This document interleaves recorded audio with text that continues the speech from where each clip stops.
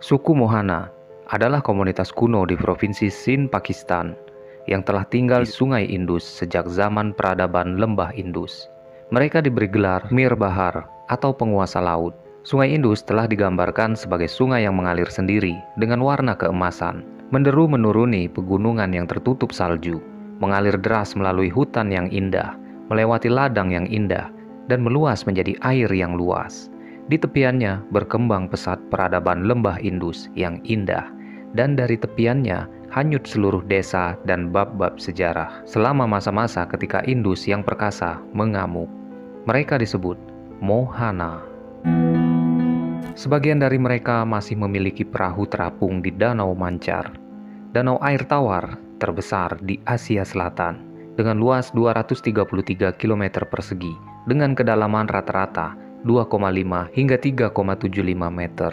Danau ini dapat meluas hingga 500 km persegi selama puncak musim hujan. Nah, di sini danau ini terletak di sebelah barat Sungai Indus. Danau Mancar menerima air tawar dari beberapa aliran dari pegunungan sekitar dan dialirkan ke Sungai Indus. Rumah perahu tersebut membentuk apa yang disebut desa terapung. Suku Mohana tidak memiliki tanah. Rumah perahu mereka diwarisi dari generasi ke generasi. Ada berbagai desa terapung dari berbagai komunitas di danau tersebut yang hidup dalam harmoni penuh dengan alam. Danau Mancar dulunya adalah surga bagi para nelayan dan tempat berlindung bagi burung-burung yang berimigrasi dari Siberia. Sebelumnya danau ini menjadi sumber penghidupan sebagai 50.000 nelayan yang tinggal di 2.000 rumah perahu. Sekarang danau ini menjadi lahan yang terancam. Banyak suku Mohana yang pindah ke daerah perkotaan di Karachi dan kota-kota terdekat lainnya.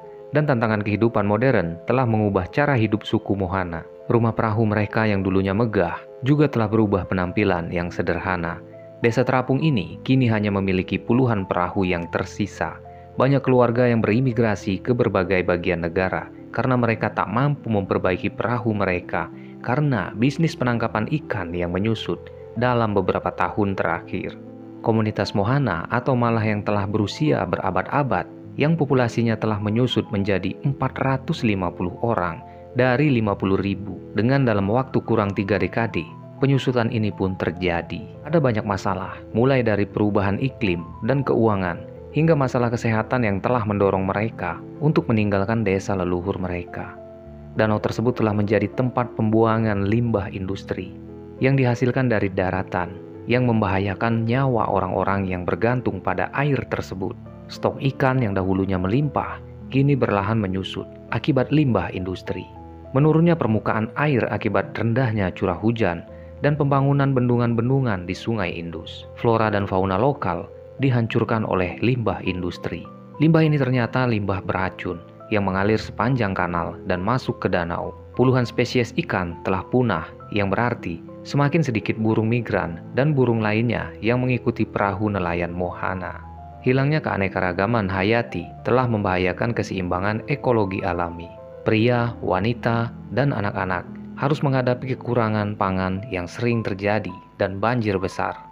Mereka menjadi semakin lemah, sering menjadi korban malaria dan tuberkulosis. Air danau adalah segalanya bagi Mohana, terutama adalah satu-satunya sumber pendapatan bagi suku Mohana.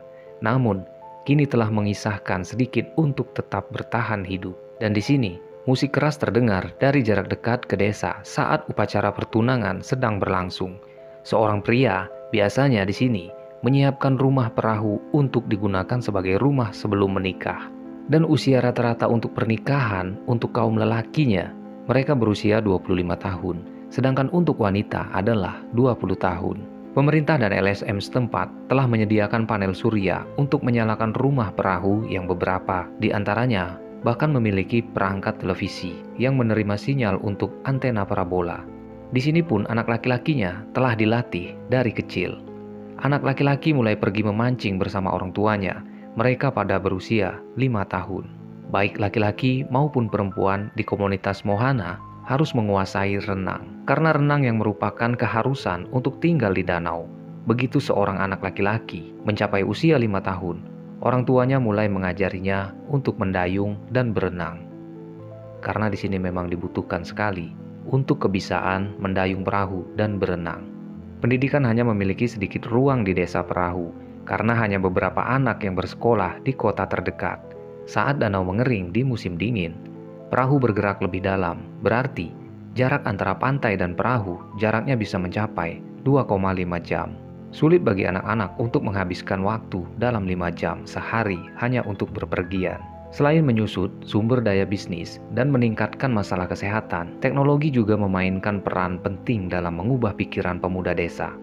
Banyak pemuda di sini tidak lagi ingin tinggal di sini.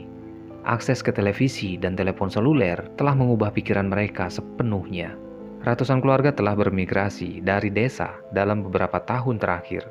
Bukan hanya karena bisnis perikanan yang menurun, tetapi juga demi masa depan yang lebih baik bagi anak-anak mereka. Mohana berusaha sebaik mungkin untuk meneruskan tradisi yang telah berusia ratusan tahun, walaupun dengan keadaan yang sulit.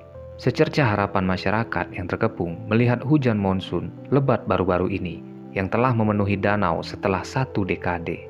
Hujan yang memecahkan rekor, yang menghancurkan infrastruktur komunikasi dan tanaman pangan di seluruh negeri, telah menghasilkan cukup air tawar untuk menggantikan air danau yang beracun. Karena di sini sangat diharapkan air bersih berarti lebih banyak ikan, lebih banyak burung, lebih banyak rumput, dan pada akhirnya lebih banyak pendapatan bagi suku Mohana. Dan dengan tergantinya air danau ini dengan air yang lebih segar, memberi kesehatan dan semangat baru untuk masyarakat Mohana. Semoga warga Mohana diberikan kesehatan dan perlindungan oleh Yang Kuasa. Dan terima kasih untuk kalian semua sudah menonton video ini. Dan dari pembahasan ini semoga menambah sedikit wawasan dan pengetahuan kita. Mohon maaf apabila ada salah kata dan pengucapan ataupun penyampaian dalam video ini. Sampai berjumpa kembali di video selanjutnya.